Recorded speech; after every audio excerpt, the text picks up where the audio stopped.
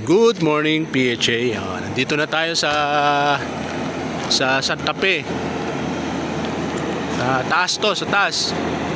Ayan ang panahon dito. Napakaganda. Ayan. Walang pag. Ayan.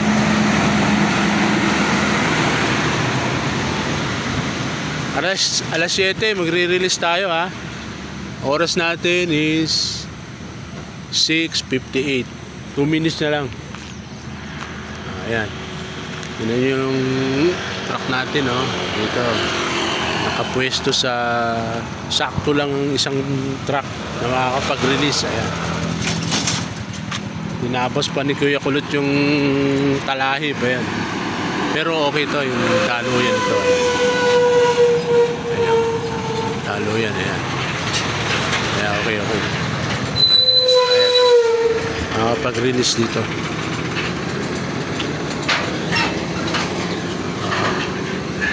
57, 1 minute. Ayan. Napakaganda rito. Ayan. Gaya ni sinabi ko, yun yung nusutan ng ibon natin. Sa baba, napakaganda na. Galing kami ron. Okay? Okay. Tay lang. Alas 7.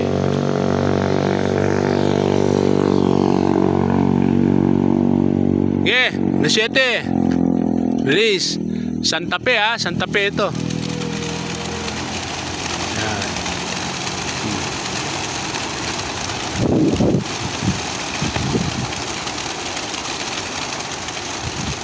1,162 ang ibon natin. Ayan, oh.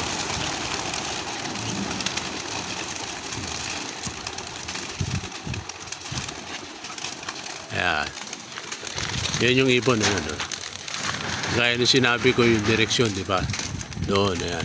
Doon sila pupunta, ayan.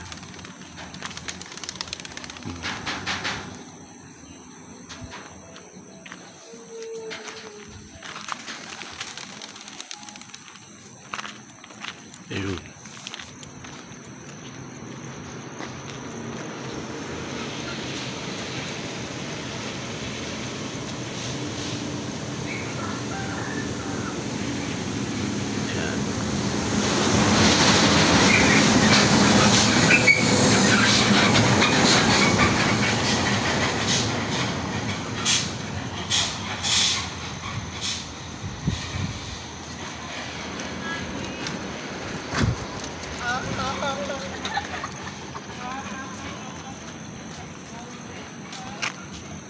Ayan. Doon sa sinabi ko kanina. Ayan. Oh, direksyon nila, ayun. Doon. Ayun sila, ayun. Kapag ano na yan.